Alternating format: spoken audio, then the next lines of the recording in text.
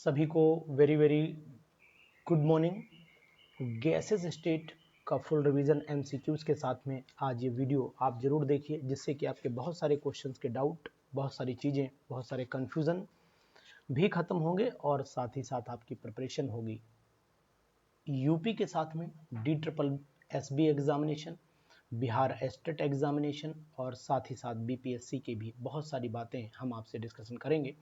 तो gases state की इस वीडियो में हमारे साथ लगातार बने रहिएगा और इसमें आपको एमसीक्यूज की भी जानकारी देंगे। कौन कौन से एमसीक्यूज इंपॉर्टेंट हो सकते हैं, किन एमसीक्यूज पर क्वेश्चन आ सकते हैं और कौन से एमसीक्यूज आपको प्रैक्टिस कर लेने चाहिए, इन सब बातों पर भी आज हमारी पूरी वीडियो में चर्चा रहेगी।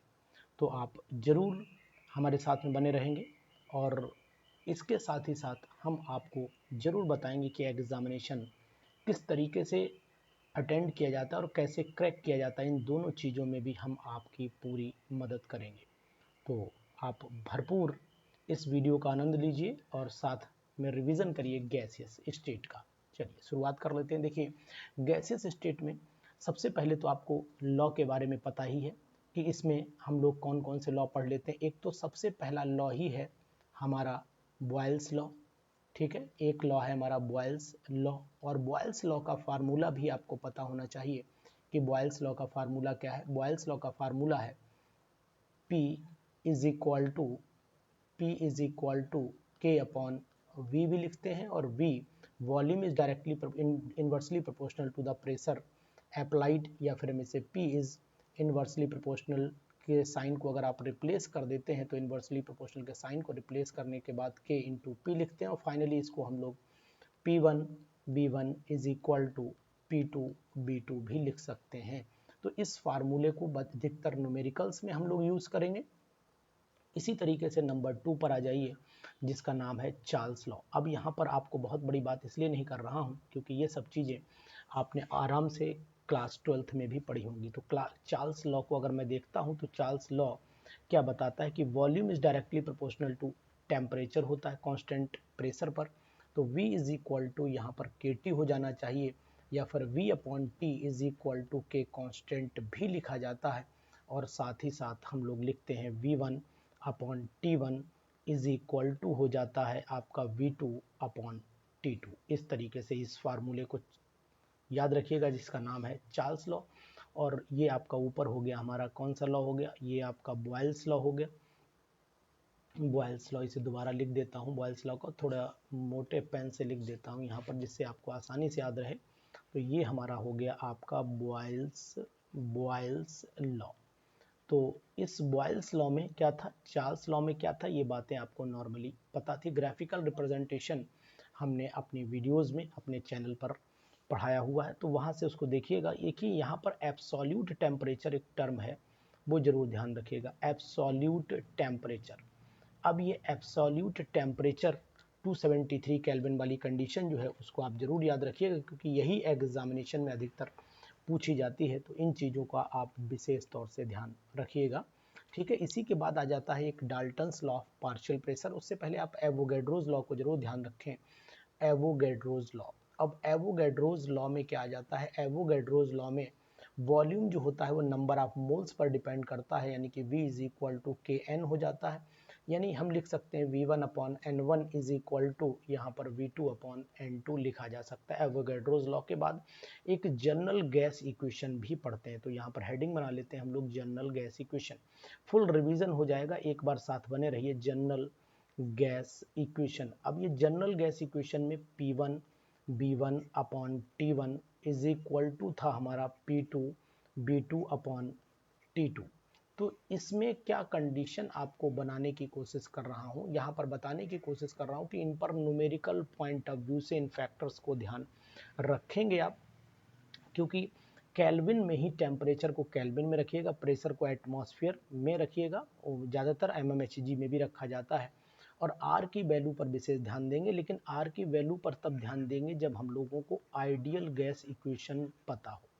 क्या पता हो, आइडियल गैस इक्वेशन पता हो। ये आइडियल गैस इक्वेशन जो होती है वो इक्वेशन होती है जो आइडियल गैस को, वो आइडियल गैस यानी कि Charles law, Boyle's law, Avogadro's law को ओवे करती है। तो यहाँ पर क्या हो जाता है, P V is equal to हो जाता है एन आर टी।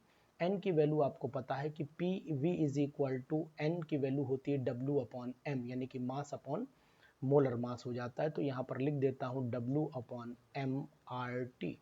तो इस पर भी न्यूमेरिकल आते हैं और बहुत ज़्यादा न्यूमेरिकल आते हैं, लेकिन यहाँ पर आर की वैल्यू को बहुत ज़्यादा इंपॉर्टेंस दी जाती है कि what is the value of R, R को किस तरीके से कंसीडर करना चाहिए, आर की वैल्यू क्या होनी चाहिए, इस पर आप विशेष तौर से ध्यान दीजिए। देखिए आर की वैल्यू डिपेंड करती है कि वॉल्यूम किस में लिया गया है और आपका प्रेशर किस में लिया गया है। अधिकतर आर की वैल्यू जो हम लोग रखते हैं वो वैल्यू होती है 0.0821।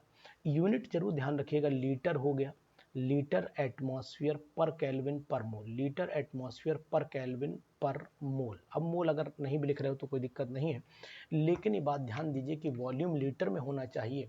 नोट करिए इस वैल्यू को कहीं पर कि वॉल्यूम लीटर में होना चाहिए, प्रेशर एटमॉस्फेयर में और टेम्परेचर केल्विन में होना चाहिए।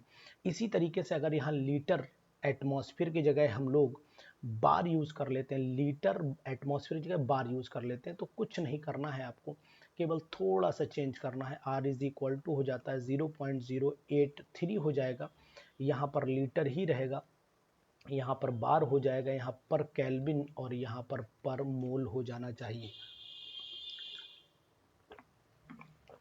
पर मोल हो जाना चाहिए। इस बात का विशेष ध्यान दीजिएगा, वेरी वेरी इंपॉर्टेंट ये पॉइंट है। अगर एनर्जी का कंसेप्ट कहीं पर चलता है, फिलहाल यहाँ पर तो नहीं यूज होगा, लेकिन अगर एनर्जी के कंसेप्ट पर बात आएगी तो फिर वैल्यू आर की बदल जाती है, यानी 8.314।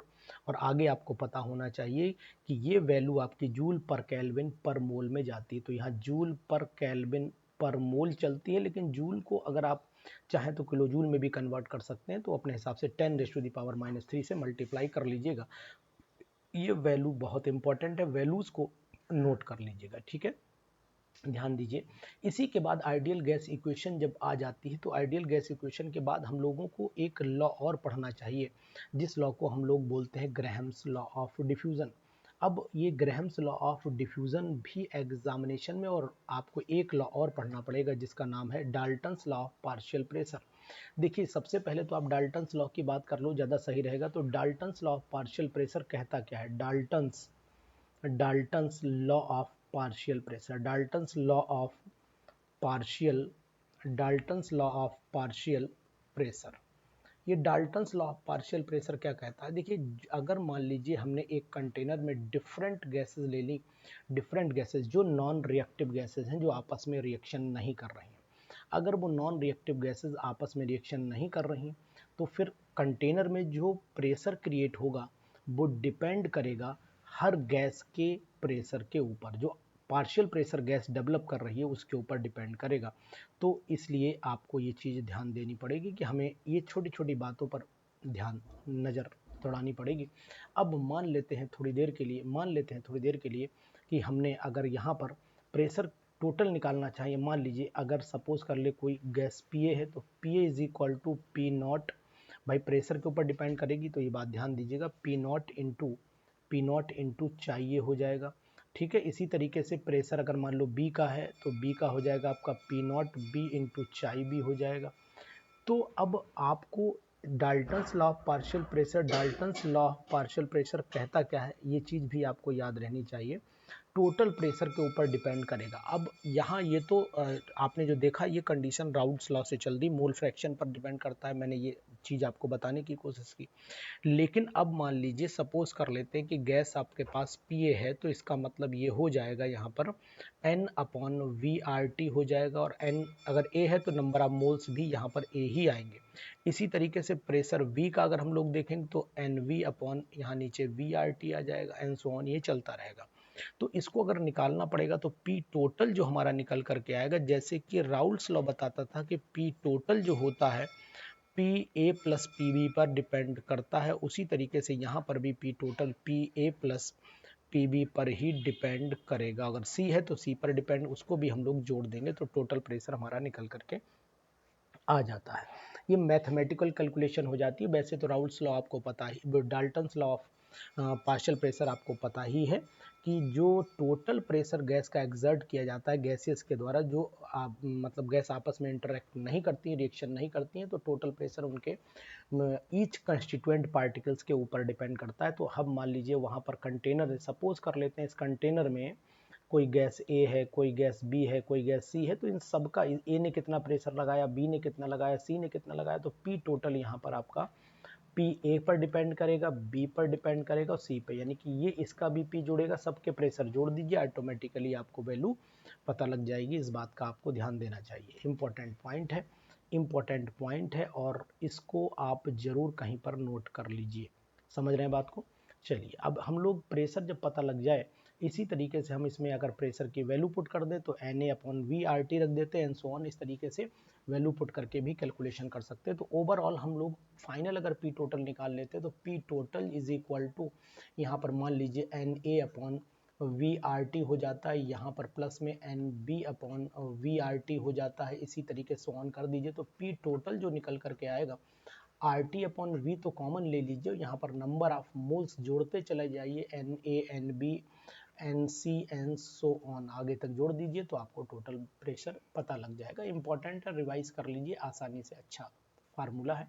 इसी तरीके से 7th पॉइंट पे चले आइए जिसका नाम है Graham's law of diffusion. Graham's law of diffusion बहुत इंपॉर्टेंट, बहुत ज़्यादा क्वेश्चन आते हैं ग्रेहम्स लॉ ऑफ डिफ्यूजन पर। तो ग्रेहम्स लॉ ऑफ डिफ्यूजन पर जो क्वेश्चन आते हैं वो डायरेक्ट फार्मूला बेस्ड क्वेश्चन होते हैं और उस पर ज़्यादा आपको जाना भी नहीं रहता है, यानी कि रेट ऑफ डिफ्यूज़न, किसी भी गैस का जो रेट होता है डिफ्यूज़न का, वो मोलर मास के इन्वर्सली प्रोपोर्शनल होता है स्क्वायर रूट के साथ में। तो R1 is inversely proportional to 1/m2 हो जाता है, इसी तरीके से R2 is inversely proportional to 1/m1 हो जाता है, मोलर मास के रेसिप्रोकल होगा। तो यहाँ पर अगर हम लोग देख लेते हैं तो ये M1 सॉरी यहाँ पर M1 हो जाएगा, यहाँ पर M2 हो जाएगा, तो R1/R2 इज इक्वल टू हो जाता है, उल्टा आ जाएगा M2/M1 आ जाता है। इस तरीके से आपको ध्यान देना चाहिए, इस पर भी कुछ क्वेश्चंस कराएंगे। इसी तरीके से एक इक्वेशन है जिसका नाम है वैन डर वाल गैस इक्वेशन। अब वैन डर वाल गैस इक्वेशन क्या कहती है वो भी जानिए आप। वैन डर वाल गैस इक्वेशन क्या कहती है, ये बहुत इंपॉर्टेंट है, इसे रियल गैस इक्वेशन भी बोलते हैं, वैन डर वाल गैस इक्वेशन। अब वैन डर वाल गैस इक्वेशन को हम लोग पता है रियल गैस इक्वेशन के नाम से भी जानते हैं ना, तो ये रियल गैस इक्वेशन के नाम से भी जान रहे हो आप इसे। इक्वेशन क्या है, P+A n² हो जाता है, यहाँ पर V minus NB is equal to हो जाता है nRT। इस इक्वेशन को जरूर ध्यान से पढ़िए और साथ ही साथ यहाँ पर A और B के कांस्टेंट, यानी A की यूनिट और B की यूनिट, ये दोनों यूनिट भी पढ़ लीजिएगा क्योंकि यही यूनिट एग्जाम में अधिकतर पूछी जाती हैं और ये मैंने अपनी वीडियोस में यूनिट्स पढ़ाई हैं कि आखिरकार इसकी यूनिट क्या आनी चाहिए, है ना। ये चीज़ आप पढ़ करके प्रैक्टिस जरूर करिएगा कि ए और बी की यूनिट क्या आएंगी। आप कैलकुलेट तो कर ही लेते होंगे कि प्रेशर में प्रेशर जुड़ेगा, वॉल्यूम में वॉल्यूम जुड़ेगा, इस तरीके से आपको कैलकुलेशन भी बताई गई होगी और साथ ही साथ एक्सप्लेनेशन भी इसका वैन डर वाल गैस इक्वेशन का मैंने पढ़ाया है कि लो मॉडरेट प्रेशर पे क्या होगा, लो प्रेशर पे क्या होगा, हाई प्रेशर पे क्या होगा, हाई टेम्परेचर पर क्या होगा, ये जरूर पढ़िएगा, इन पर भी क्वेश्चंस आ जाते हैं, तो ये ध्यान दीजिएगा, है ना। चलिए अब हम लोग क्योंकि अभी क्वेश्चंस कराने इसलिए केवल शॉर्ट में आपको बता रहा हूँ कि क्या क्या चीज़ आपको पढ़नी चाहिए। इसी के साथ में एक टॉपिक जो है क्रिटिकल टेम्परेचर प्रेशर यानी कि ल्यूकीफैक्शन ऑफ गैस जरूर पढ़ लीजिएगा और ल्यूकीफैक्शन जरूर पढ़ना है। ल्यूकीफैक्शन ऑफ गैसेस आप जरूर पढ़िएगा और ल्यूकीफैक्शन ऑफ गैसेस के साथ में यहीं पर 3 टर्म आपको मिलेंगे जिसका नाम है क्रिटिकल टेम्परेचर, क्रिटिकल प्रेशर और क्रिटिकल वॉल्यूम। ये वॉल्यूम आप critical temperature pressure helium, carbon dioxide, nitrogen, ठीक है, इनके तो 3 लगभग आप याद ही कर लीजिएगा और साथ ही साथ मीथेन का भी याद कर लेना और ऑक्सीजन का भी याद कर लेना। इतने तो क्रिटिकल टेम्परेचर प्रेशर आपको याद रहे, HCl का हो जाए तो ठीक है, नहीं तो कोई दिक्कत नहीं है, लेकिन इतना जरूर आपको करना पड़ेगा, नहीं तो फिर यहाँ से क्वेश्चन डायरेक्ट पूछा जाता है, डायरेक्ट वैल्यू पूछी जाती है, मतलब यहाँ से डायरेक्ट वैल्यू पूछने के चांस ज़्यादा होते हैं, डायरेक्ट क्वेश्चन यहाँ से उठाया जाता है और अगर ये याद होगा तभी हो पाएगा, अन्यथा आप ये मान के चलिए ये क्वेश्चन नहीं होने वाला किसी कीमत पर भी, ठीक है। अब दूसरी चीज़ आप समझिएगा क्या करना रहेगा हमें।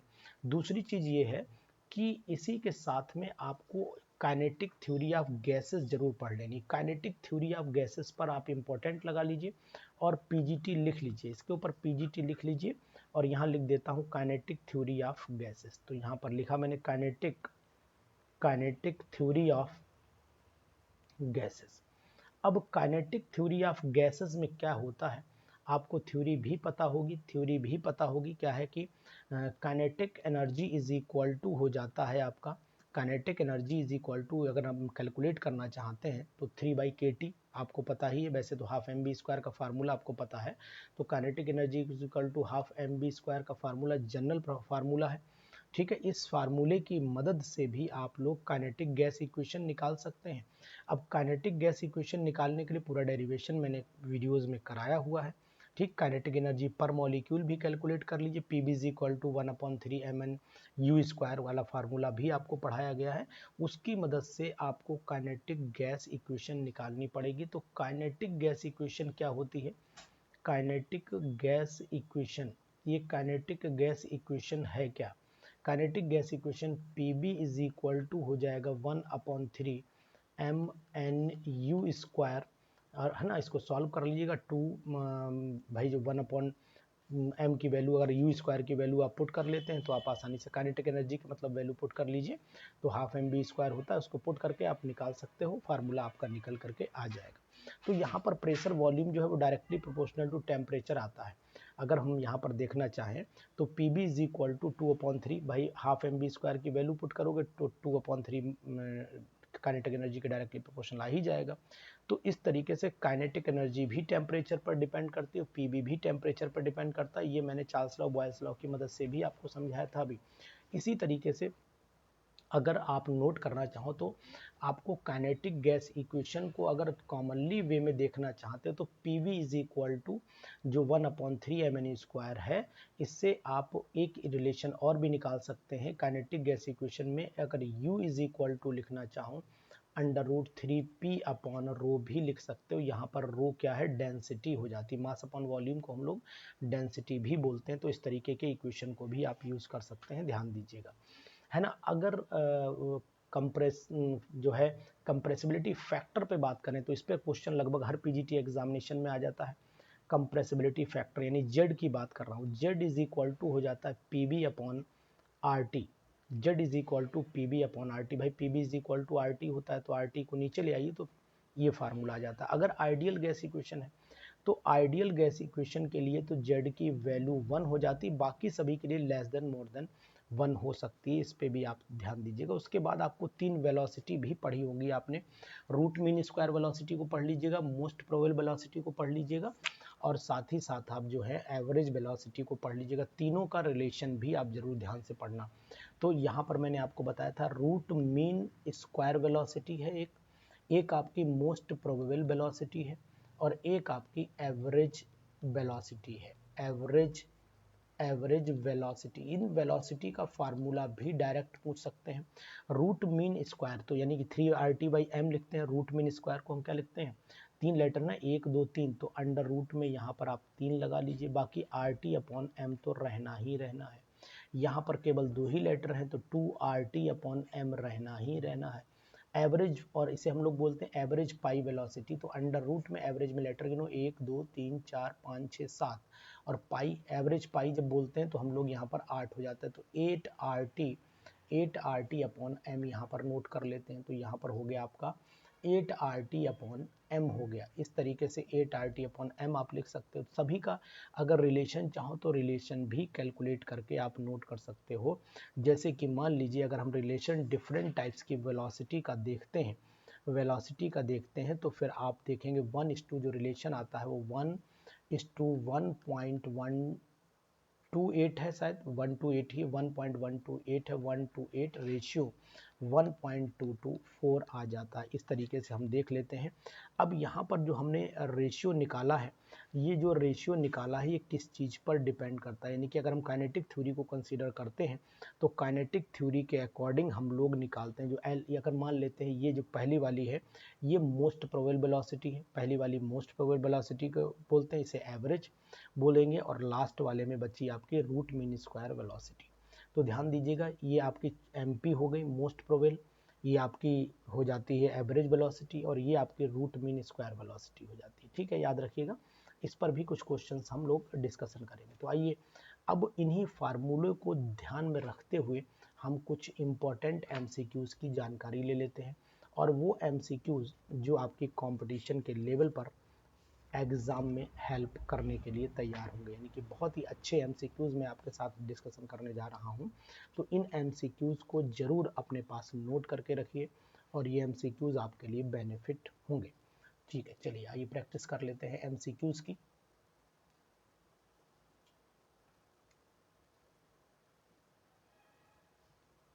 तो यहाँ लिख देता हूं मैं गैसियस स्टेट एमसीक्यूज।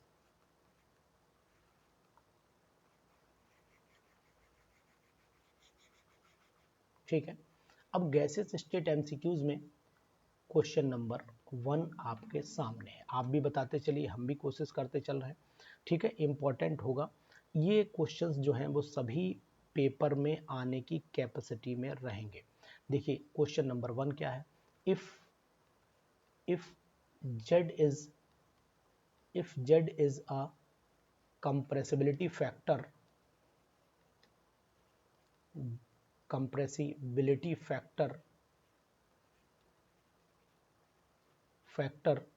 ठीक है, आपको याद होगा कंप्रेसिबिलिटी फैक्टर है। वैंडरवाल गैस इक्वेशन फिर क्या होगी, then van der Waal gas equation will be क्या होनी चाहिए। एक ऑप्शन दिया हुआ है, तो आपको कंप्रेसिबिलिटी फैक्टर है तो वैंडरवाल गैस इक्वेशन कैसे लिखेंगे, तो ए इज इक्वल टू हो सकता है Z is equal to one plus P B ले लीजिए इस बार, आर बी बाद में लेना, पहले यहाँ लिख दो 1 plus P B upon R T, ऐसे लिख सकते हो। दूसरा b इज इक्वल टू लिख सकते हो, दूसरा part z is equal to लिख सकते हो 1 प्लस, उल्टा कर दीजिए R T upon P B लिख लीजिए। सी पार्ट इसका लिख सकते हो z is equal to 1 minus A upon V R T हो जाता है। और डी ऑप्शन आएगा z is equal to 1 minus P B upon R T. इनमें से कौन सा आंसर आपका सही होगा, तो आपको पता होना चाहिए if z is the compressibility factor then van der वाल gas equation will be at low pressure, और बढ़ा देते हैं एट लो प्रेशर कर दीजिए, तब आंसर मिल पाएगा एट लो प्रेशर। अब लो प्रेशर पर वैल्यू 1 से कम हो जाती है, और जब 1 से कम में ऑप्शन 2 दे रखे हैं, लेकिन 1 से कम में जब होगी तो ए अपॉन वी आर टी नीचे आ जाता है, यानी कि आंसर जो होगा वो इसका सी हो जाना चाहिए। Very important question for competitive point of view, competition के है ना हिसाब से अगर देखें तो ये बहुत ही सटीक क्वेश्चन है, और ऐसा क्वेश्चन पीजीटीज में बहुत आता है। पीजीटीज इंपॉर्टेंट क्वेश्चन की सीरीज ये बोली जा सकती है।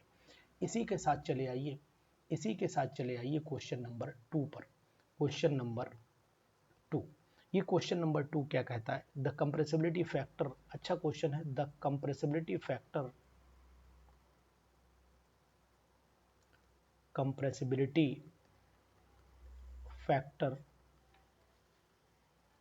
Z, ठीक है, for 1 mole of a gas, for 1 mole of a gas, 1 mole of a gas, ठीक है, ऑफ वैंडरवाल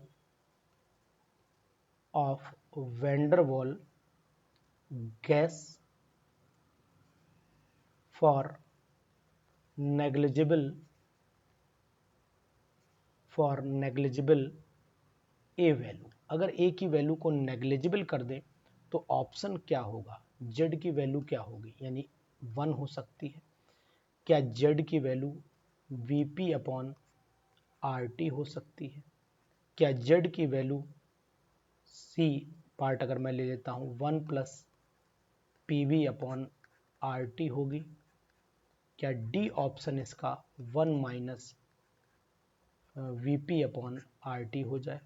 क्या इनमें से कौन सा सटीक आंसर होना चाहिए। बहुत ही इंपॉर्टेंट क्वेश्चन है और एग्जाम में आ सकता है। Question number second, question number second अगर आप ध्यान से देख रहे हैं तो ये वैल्यू 1 से ज़्यादा होनी चाहिए। 1 से ज़्यादा में केवल एक ही आंसर मुझे दिखाई दे रहा है जो सी पार्ट में है, तो इसका मतलब हम 66 वाले का सी पार्ट डिस्कशन कर लेते हैं। और ये आपको मैंने कैलकुलेशन करके भी दिखाया था, अगर आप नोट कर पा रहे होंगे कहीं पर, तो ये क्वेश्चन मैंने कैलकुलेशन में लिया था। इसलिए इस क्वेश्चन को ध्यान दीजिए और इस क्वेश्चन जैसे क्वेश्चन और ज़रूर करिएगा, क्योंकि ये क्वेश्चन एग्ज़ाम में आने के लायक हैं और ऐसे क्वेश्चन आपको एग्ज़ाम में मिलेंगे भी, ठीक है ना। तो ज़रूर ध्यान दीजिएगा इन क्वेश्चंस पर। नेक्स्ट क्वेश्चन चले आते हैं जो again very very important question, ठीक है। Question number third, question number third पर चलते हैं। क्वेश्चन नंबर थर्ड क्या कह रहा है, क्वेश्चन नंबर थर्ड क्या कह रहा है वो मैं आपको बताने की कोशिश करता हूँ।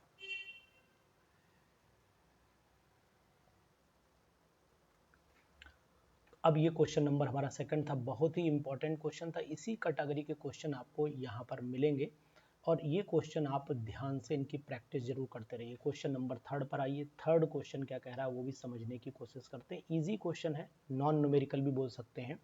Which one of the following, question number third ले लीजिए। Which one of the following, which one of the following, which one of the following gas has the highest, ये मैंने बताया था, याद करना पड़ेगा। Gas has the highest critical temperature, highest critical temperature. इसमें क्रिटिकल टेम्परेचर सबसे ज़्यादा किसका होगा ये पूछा है। तो ये वैल्यू अगर आपको याद होगी तो मुझे लगता है ज़्यादा सही रहेगा। तो नंबर 1 नाइट्रोजन गैस ऑप्शन दिया है, नंबर 2 सेकंड वाले में अमोनिया ऑप्शन दिया है, नेक्स्ट वाले में क्या दिया है, अमोनिया ऑप्शन दिया है, और सी वाले में ऑप्शन दिया है वाटर वेपर्स दिया है, वाटर वेपर्स दिया है ऑप्शन, और डी वाले में ऑप्शन आपको दिया हुआ है CO2 कार्बन डाइऑक्साइड, और ई वाला ऑप्शन दिया है हाइड्रोजन। तो यहाँ पर मैं आपको ये बताने की कोशिश करूँगा कि अगर आप इनकी वैल्यूज़ को याद कर लेते हैं, कि इनकी वैल्यूज़ को माइंड में सेट कर लेते हैं कि क्रिटिकल टेम्परेचर प्रेशर किसका कितना होगा, किसका ज़्यादा होगा, किसका कम होगा, तो मुझे लगता है कि एग्जामिनेशन में ये चीज़ आपको बहुत हेल्प करेगी। क्योंकि एग्ज़ाम में समय को बचाना ये सबसे ज़्यादा इम्पोर्टेंट होता है। और समय कैसे बचे, कुछ वैल्यूज़, कुछ चीज़ें अगर हमें याद होती हैं तो वैल्यूज़ को, याद करी हुई वैल्यू को अगर हम लोग यूज़ कर लेते हैं तो फिर हमारे समय की बचत हो जाती है किसी न किसी तरीके से, जो हम अगले क्वेश्चन पर लगा सकते हैं। न्यूमेरिकल पॉइंट ऑफ व्यू से देखें तो न्यूमेरिकल पॉइंट ऑफ व्यू से हम समय को मेंटेन करना इसलिए ज़रूरी हो जाता है। अगला न्यूमेरिकल जो हमें करना पड़ेगा वो अगला न्यूमेरिकल के लिए 2-4-5 मिनट एक्स्ट्रा बचा करके रखें, जो हम कहाँ से निकाल करके लाएं, जो थ्योरी के क्वेश्चंस में से हम लोग बचा करके लाएं। तो इस तरीके से इनकी वैल्यूज़ को आप ज़रूर याद कर लीजिए, क्योंकि याद करी हुई वैल्यू आपके समय को ज़रूर बचाएगी, ठीक है, ध्यान दीजिएगा। तो ये क्वेश्चन का आंसर क्या होना चाहिए, क्रिटिकल वैल्यूज़ को अगर हम ध्यान देते हैं कि हाईएस्ट क्रिटिकल वैल्यू किसकी होनी चाहिए, तो हाईएस्ट क्रिटिकल वैल्यू जो होती है वाटर वेपर्स की होती है। तो यानी यहाँ पर मैं आंसर सी को टिक करूँगा कि वाटर वेपर की वैल्यू हाईएस्ट होगी, यानी ये वाला ऑप्शन हम यहाँ पर क्लिक कर लेते हैं। इम्पॉर्टेंट है, ध्यान दीजिएगा इस पर, ठीक है। इसको बताएंगे भी, एक्सप्लेनेशन में भी आपको बताएंगे कि आखिरकार ये वैल्यू ज़्यादा कैसे होती है और क्यों होती है, क्रिटिकल टेम्परेचर इसका ज़्यादा क्यों होता है, कौन कौन सी वैल्यूज़ हैं, इनको ध्यान रखिएगा। इसी पर एक क्वेश्चन मैं आपको दिए देता हूँ जिससे आप कर सकते हो, और इससे आपको वैल्यू को कैलकुलेट करने में भी मतलब हाईएस्ट क्रिटिकल वैल्यू अगर आपको पूछा जाए, मान लीजिए वाटर वेपर नहीं भी दे रखी, अगर सपोज कर लेते हैं वाटर वेपर नहीं भी दे रखी हैं, तो फिर हम CO2 को लाएंगे। उसके बाद CO2, अगर वाटर वेपर नहीं दे रखी तो फिर CO2 को लाएंगे। तो इसी से जुड़ा हुआ क्वेश्चन और बना लेते हैं। क्वेश्चन नंबर 4 पर चल लेते हैं। क्वेश्चन नंबर 4 कह रहा है द गैस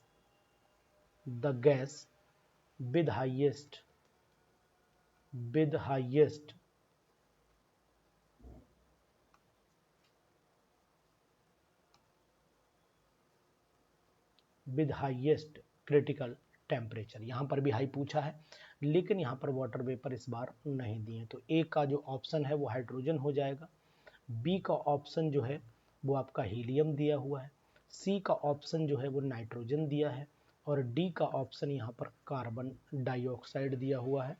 और एक ऑप्शन आप ई और नोट कर लीजिए, जो आपका ई जो ऑप्शन है वो आपका ऑक्सीजन दिया हुआ है। तो अब यहाँ पर भी आपको 5 ऑप्शन दिखाई दे रहे हैं यहाँ पर, लेकिन वाटर वेपर आपका नहीं दिया। तो 57 वाले कंडीशंस में अगर हम लोग देखते हैं तो ग्राफिकल रिप्रेजेंटेशन है 57 में, और 57 जो मैंने ग्राफ पढ़ाया था वो मैं उसकी बात कर रहा हूँ। और यहाँ पर जो ऑप्शन लगना चाहिए वो हमारे हिसाब से आंसर आना चाहिए इसका कार्बन डाइऑक्साइड, यानी कि डी ऑप्शन आना चाहिए। तो फोर्थ क्वेश्चन का जो जवाब होगा वो क्या होगा, इस पर आप जरूर टिप्पणी करिएगा। यानी कहने का तात्पर्य ये है कि हमें यहाँ पर कार्बन डाइऑक्साइड का सबसे ज़्यादा क्रिटिकल टेम्परेचर, और ये क्रिटिकल टेम्परेचर पीजीटीज में कई बार पूछा गया, पीजीटीज में क्रिटिकल टेम्परेचर कई बार पूछा गया, और मैंने लिखवाए भी हैं क्रिटिकल टेम्परेचर, किस गैस का कितना क्रिटिकल टेम्परेचर होता है, ये मैंने कई बार आपको नोट भी करवाए हैं। तो फिफ्थ वाले क्वेश्चन पर आइए, फिफ्थ क्वेश्चन क्या कहता है वो भी ध्यान दे लेते हैं। फिफ्थ क्वेश्चन भी बहुत इंपॉर्टेंट है, और ये भी एग्जाम में लगभग कई बार पूछा गया है, कई बार पूछा गया है ये क्वेश्चन, क्योंकि इस तरीके के क्वेश्चंस को नॉर्मली ये देखा गया है कि जो एक्सपर्ट होते हैं वो ज़्यादा यूज़ करते हैं, और अपने क्वेश्चन को ऐसे भी मान के चलते हैं कि टिपिकल लेंथ पर ले जाने के लिए क्वेश्चन को ये इस तरीके के क्वेश्चन यूज़ किए जाते हैं। ठीक है, क्या क्वेश्चन कह रहा है, for an ideal gas, for an ideal gas number of moles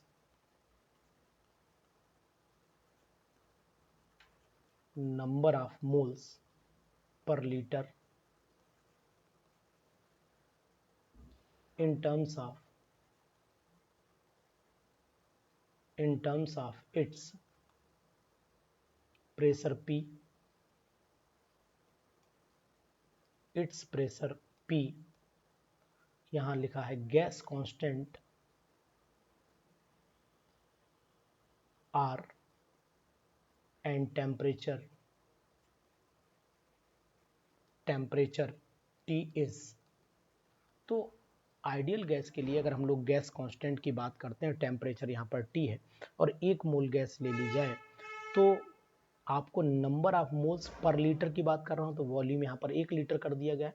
option क्या क्या है देखें, पहले ऑप्शन को देख लेते हैं। ए ऑप्शन दिया है PT/R, बी ऑप्शन दिया है यहाँ पर PRT, सी ऑप्शन दिया है यहाँ पर P/RT, और डी ऑप्शन यहाँ पर दिया है RT/P। कौन सा ऑप्शन सही होगा, तो क्वेश्चन को दोबारा समझ लेते हैं। For an ideal gas number of moles पर लीटर, तो यानी कि PV इज इक्वल टू होता है nRT, वॉल्यूम 1 लीटर कर दीजिए, P is equal to nRT हो जाएगा, तो N is equal to P/RT निकल करके आएगा। तो P/RT सी में दिख रहा है, तो यहाँ पर भी हम लोग ऑप्शन सी ही सेलेक्ट करेंगे। ठीक है, इस तरीके का क्वेश्चन भी आप जरूर लगाइएगा। और इसमें एक चीज़ और भी ध्यान दीजिएगा कि इस क्वेश्चन को ट्विस्ट भी किया जा सकता है, आर की वैल्यू को रख करके भी पूछा जा सकता है। यानी कि आर की वैल्यू अगर आपको दे दी जाए r इज इक्वल टू 0.0821, तब भी इसका आंसर कैलकुलेट कराया जा सकता है। ध्यान दीजिएगा, और ऐसे क्वेश्चंस को आप जरूर करते रहिएगा। क्वेश्चन नंबर 6 पर चले आइए। Question number 6, it is again one of the most important question. Van der वाल गैस इक्वेशन जो कंसीडर की जाती है, कांस्टेंट बी क्या रिप्रेजेंट करता है, तो इन वैन डर वाल, यहाँ लिख देता हूँ, इन वैन डर वाल गैस इक्वेशन, इन वैन डर वाल gas equation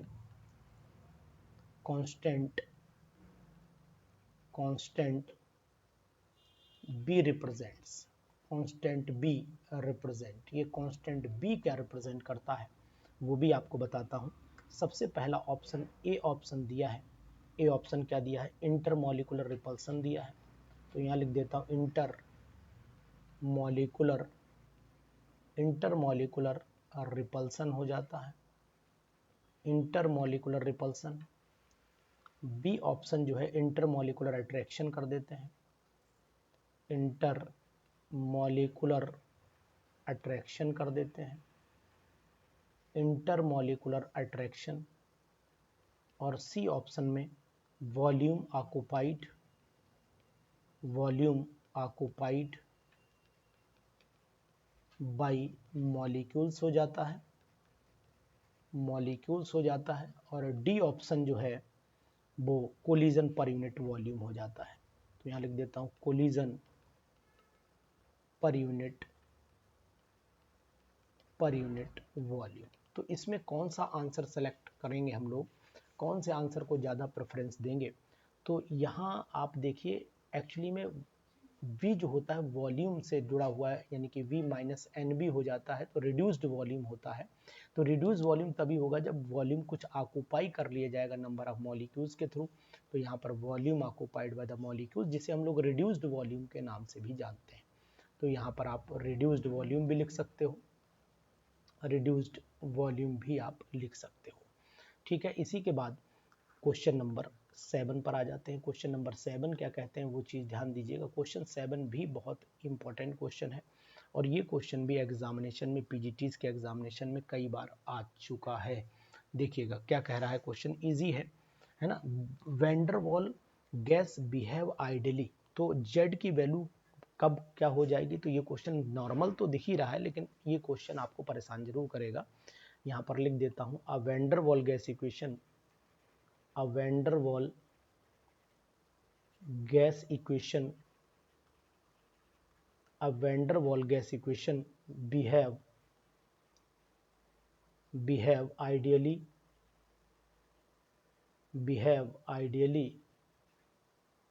when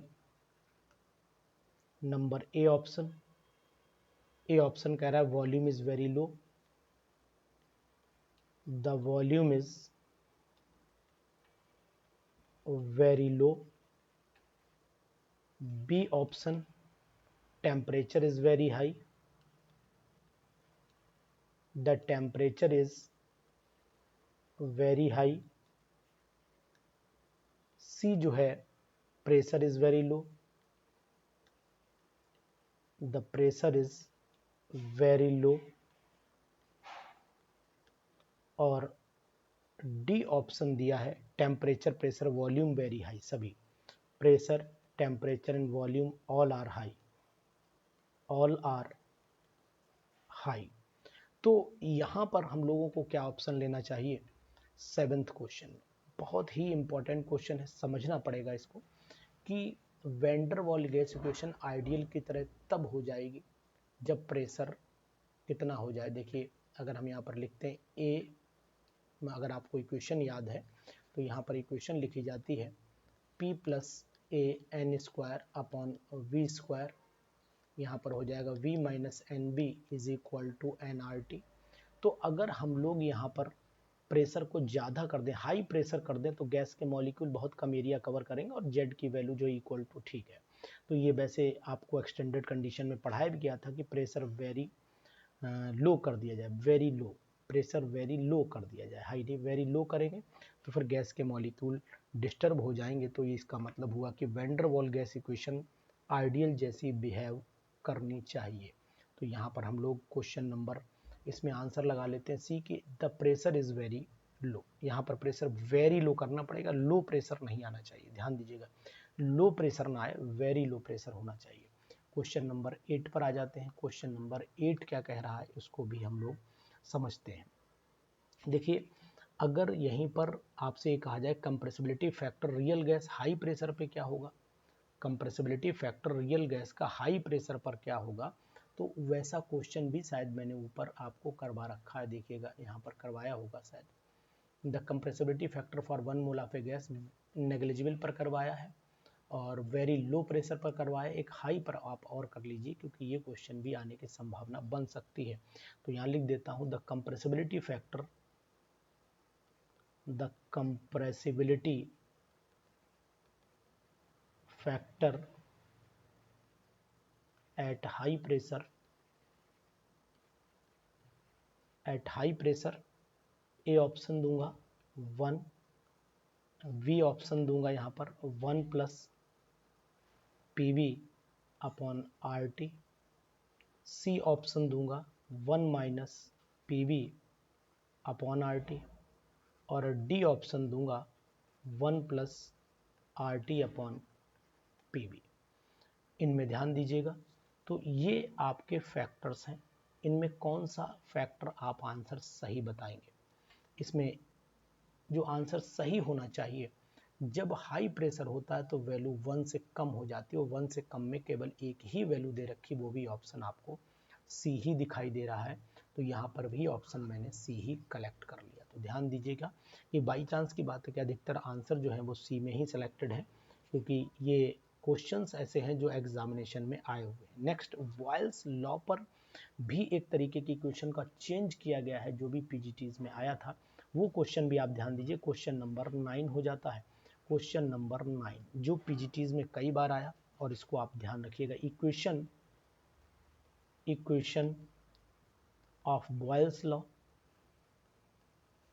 equation of Boyle's law is, option दिया है, A option dp upon p is equal to dv upon v, B option दिया है dp upon p is equal to plus dv upon v, C option दिया है D square upon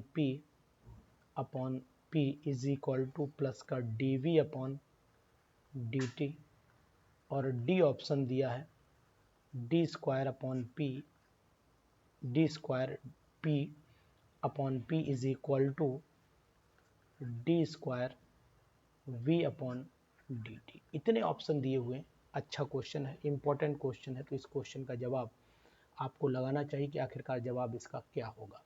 equation Boyle's law में आपको पढ़ा होगा आपने कि प्रेशर जो होता है, pressure is inversely proportional to volume हो जाता है, लेकिन क्वेश्चन कह रहा है कि इक्वेशन ऑफ बॉयल्स लॉ, ठीक है, इक्वेशन ऑफ बॉयल्स लॉ में यहाँ पर आप नेगेटिव लगा लीजिए। तो नेगेटिव का मतलब हो गया कि अगर हम इसको लिखें तो ऐसे लिख सकते हैं ना कि v अपॉन, अगर नेगेटिव यहाँ लगा, ये नेगेटिव लगा था तो यहाँ dv, तो वॉल्यूम प्रेशर के इनवर्सली प्रोपोर्शनल में चला गया, यानी कि ए ऑप्शन यहाँ पर सटीक होना चाहिए। यहाँ माइनस लगाइएगा तभी आंसर आपका सेट हो जाएगा। ठीक है, क्वेश्चन नंबर 9 हो गया। क्वेश्चन नंबर 10 पर चले आइए। क्वेश्चन नंबर 10 क्या कह रहा है, बहुत ही इंपॉर्टेंट क्वेश्चन है क्वेश्चन नंबर 10। ये 10th क्वेश्चन क्या कहता है, देखिए, the root mean square velocity, the root mean square velocity of an ideal gas, at constant pressure varies with density,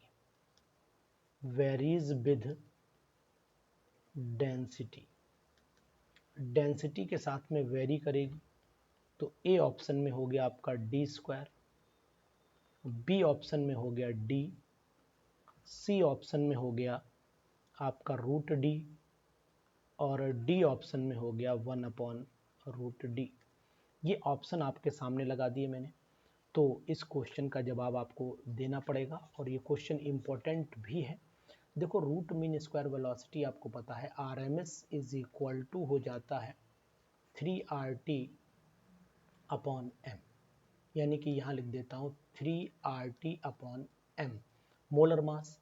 अब मोलर मास डेंसिटी के डायरेक्टली प्रोपोर्शनल होता है, तो इसका मतलब हुआ m is directly proportional to density, तो इसका मतलब हुआ कि रूट मीन स्क्वायर डेंसिटी के इन्वर्सली प्रोपोर्शनल होगी, वो भी स्क्वायर रूट में। तो फिर ऑप्शन यहाँ पर हमें डी सेलेक्ट कर लेना पड़ेगा। इसी तरीके के और क्वेश्चंस करने के लिए अभी हमारे साथ बने रहिएगा।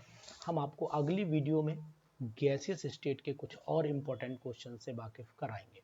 अगर हमारे कोर्सेज में इंटरेस्टेड हैं तो प्ले स्टोर पर जाइए और एरोमा केमिस्ट्री क्लासेस का ऐप अपने मोबाइल में डाउनलोड करिए, और वहाँ से भी आप बहुत सारे कोर्सेज को देख सकते हैं। मोबाइल नंबर नोट कर सकते हैं 9473702711। तो अपने मोबाइल में ऐप को डाउनलोड करके कोर्सेज की जानकारी अगर आपको लेनी है तो ले सकते हैं। वीडियो कैसी लगी ज़रूर बताइएगा, और वीडियो को पीजीटीज के स्टूडेंट्स तक जरूर पहुंचाने की कोशिश करें।